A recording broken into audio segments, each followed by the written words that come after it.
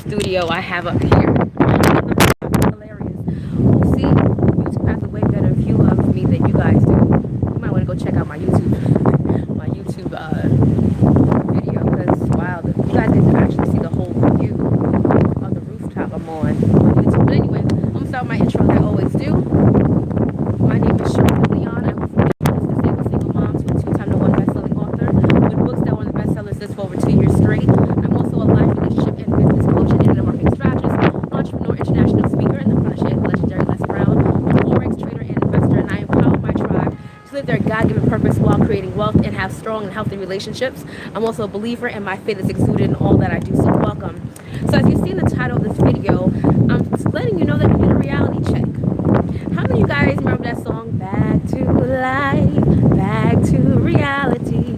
And many of us are living someone else's reality. You need a reality check. But it's so crazy to me how most of the times when that term is being used, it's being used in the context of you're doing something off, or you're doing something that is stretching your ability, or you're doing something that has never been done before. And people are like, girl, you need a reality check. Sis, you need a reality check. And the truth is, you do need a reality check, but not in the fashion that most people are telling you. When most people say, well, girl, that's not realistic. Let's get real. You have 3 kids. Let's get real. You don't have a degree. Let's get real. You didn't do this. No one in your family has ever created wealth. No one in your family has ever had a healthy marriage. No one in your family has ever lost weight. Whatever it is, people try to tell you what you need to be realistic about. But do you understand that being realistic is relative? Do you understand that? Being realistic is relative. What you may find to be realistic could be totally different than what someone else finds to be realistic. Realistic to one person may be going to school, getting your 4-year degree, maybe even getting a 2nd degree, going to get a job, and living a nice American dream, having a house with a white picket fence, a dog, and maybe a child and a husband. That's realistic to one person. Then to another, being realistic is living on a rooftop. Someone else's being realistic to them could be traveling the world. Someone else being realistic means making $100,000 a month. To someone else, being realistic may mean going and traveling the world and changing lives. To someone else, being realistic could be going to church every, holiday. To someone else, being realistic means going to church religiously every week and serving. Being realistic is whatever you want it to be. You need a reality check, and that you need to figure out what is it you want. But this is the thing, and I'm going to post it today. I have my graphic designer create this post for me. Your reality is based off of your thoughts. Your reality is based off of your thoughts.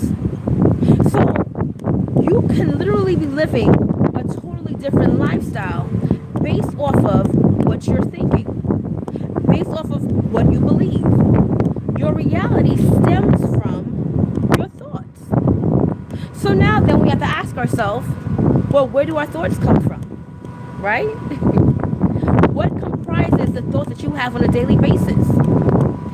The people you associate with, the conversations you engage in, the books you read or the lack thereof, the engagement in personal development, going to webinars, seminars, hiring coaches, going to church with a pastor that actually teaches you the word and wisdom, right? The shows that you watch or don't watch, your family background, what you've been taught to believe as a child, growing up even to adulthood, that many of you actually still do but don't even know why. If this is making sense to you, I need to see some interaction. Say amen, put a heart, something, share the video. Your reality is based off of your thoughts. What you actually believe is possible. It does not, this is the thing. It does not matter. Y'all hear the helicopter. It does not matter if it's what your family did or didn't do, the school you went to or didn't go to. What matters is what thoughts you can create in your mind and actually believe them. And with those thoughts, They work as seeds for you, and it's your job to consistently water the seed, right? Take care of the ground so that you're able to actually reap the harvest that you want. But you need a reality check. Because if where you are right now is not what you like, you can change it. You can change it and check yourself. Check yourself before you wreck yourself, right? I'm telling my age right now. All these old school songs, y'all probably like, what's she talking about? But you need a reality check. Because if there's something in your heart that is telling you there's more, if there's something in your heart that is convicting you while being mediocre, or convicting you with the job that you go to, or convicting you with the church that you're currently at, or convicting you in the relationship that you're in, that reality needs to be checked. Whose reality are you living? I need you guys to ask yourself that question. The thing is, we don't ask ourselves a lot of questions.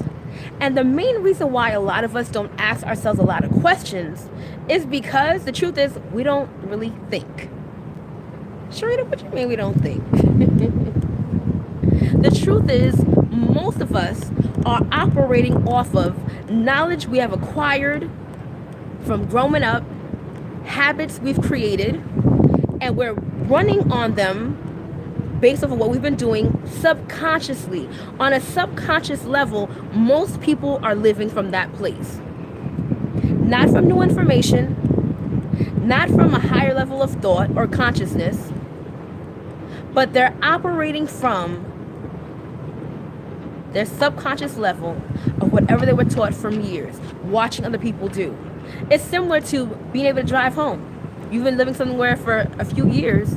You don't have to think about how am I going to get home. You don't have to remember what street you have to turn on. You could be zoned out, driving, in conversation, and subconsciously you're just driving, you get to your destination. Habits. In the same fashion that you have habits and you go home with, driving to your job or to your house, it's the same fashion that you can create new habits to bring you to your desired destination in your life. What mental breaks are you taking to reevaluate where you are and to build yourself so that you're able to have more and create the life that you want to create and become better? What type of sabbatical are you on to rebuild yourself? 2020 is around the corner, right? And before you know it, once again, we're going to have all these great resolutions, get really excited, and then go right back to our habits. How are we breaking the cycle? How are we breaking the cycle? I saw a post the other day and I was like, ooh, yes, this is good. And it said something to the effect of, if you were not born wealthy, it's your position, or it's your duty to become wealthy. It said something to that effect. And that should be your reality, not your excuse as to why it can't be done. That should be the fuel as to why you should do it. Your disposition and your fuel, your purpose should be, because it hasn't been done, this is the reason why I need to do it. That should be your reason behind it. Because it hasn't been done, I should be the one to do it. If no one in my family has ever become a millionaire or multimillionaire, I should be the one to do it. If no one in my family has ever had a healthy marriage, I should be the one to do it. If no one in my family has ever done anything productive with their lives, I should be the one to do it. That is the mindset. You be the trailblazer. You be the one to change the trajectory of your entire bloodline. You could do that. But it's up to you to have that reality check to say, you know what? There is something different that I have to do. There is more out there. What do I need to learn to get me to where I want to go? You have to have a growth mindset, and in that, being willing to constantly learn new things so that way you're able to change your thoughts, hence changing your habits, and then changing your life.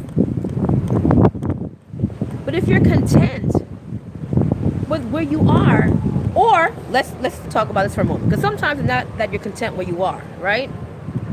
There are some people that are content where they are, and there are some people that are just tired, right? They've tried multiple things, and for one reason or another, they failed. Either they failed or they were impatient. Oh my goodness. I went to the Opulent Experience tour stop in New York about 2 weeks ago with Sophie Andrews, who was amazing, right? She is a multimillionaire business entrepreneur, a marketing genius, and all of that, right? So she had a group of phenomenal other 6 and 7 figure women there, some 8 figure women there, and this business meeting, right? And a woman by the name of Arian Simone totally said something that blessed my life till this day. She said she had a business, right? Hello, beautiful Alan on YouTube. She had a business where she was in college. She had a clothing store in the mall, and she closed her clothing store in the mall. And she said she closed it because she thought she was failing. But she said it wasn't that I failed, I was impatient.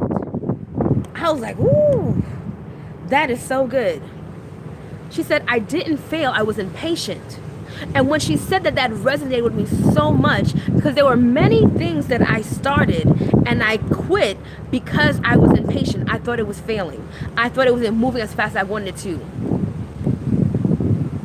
So because of that reason, I stopped. But had I been consistent in that thing, I could have seen results. So some of you, it's not that you're complacent where you are. It's not that you don't want more. It's just that you're tired because you've done certain things, and you tried one business, it failed. You tried one relationship and that failed. You tried the diet and that failed. And so you have created a new belief in that you can't consistently win. And so because of that, you stop moving forward. I want to remind you, encourage you to get back to whatever you were doing. Now, granted, it may not be that very thing that you did before, but it may very well be to start again, to keep moving forward towards a bigger and greater goal and purpose in life. Thank you, Starla. Praise God. Go ahead and share the video. Right? It may very well be that you have to get back up to start over and not quit until you get there. In every single video that I do, for years now, I tell you guys at the end, only believe until the end. Meaning, if you haven't gotten the manifestation of what is it you're working on yet, you have to keep going and believing it's going to happen until you get it, whatever the end looks like. I remember Eric Thomas said something that blessed my life a long time ago. Now, all you guys know E.T. around the world now, but I knew E.T. before the world knew who E.T. was, right? And so he said something that at 16 years old, I remember now. And he said, I think he said something to the effect of, you win, you always win, and you don't, if you, something to the effect, hold on, let me get it right. You'll win, and if you didn't win yet, it's not the end. You will win. But if it's not the end yet, that means you still have time to go. So we all are winning. We are all operating from a place of victory. Sometimes the victory takes longer to show up, but the victory is still there. So it's not the end yet until you win. I think that's what he said. It's not the end yet until you win. So if you feel like you're not winning right now, that just means you're not at the end. You keep moving until you get to the end. You keep moving until you get to your destination. You keep moving until the manifestation comes. You keep moving till you reach those multi-million dollars in your business. You keep moving until you have the husband, the wife, whatever you're believing for, the family, the healing, whatever. You keep moving until it shows up. But what you don't do is stop. What you don't do is accept this current reality that looks totally different than what God has placed in your heart. That's what you don't do. So you need a reality check today. If your current reality is not what you want, maybe you need a reality check. And in that reality check, it's okay, well, how do I change this reality? What do I have to do to make this different? Because whatever you desire, you can have. Right? Other than somebody else's husband or wife. That you can't do. Right? But on a serious tip, the lifestyle you want, you can have. God placed something inside of you for a reason. Praise God, beautiful Alan, my pleasure.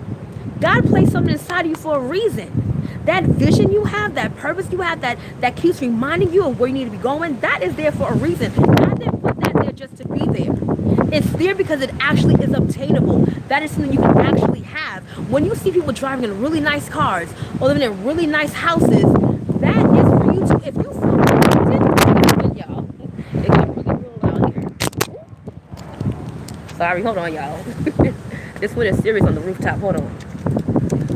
When you see people that are living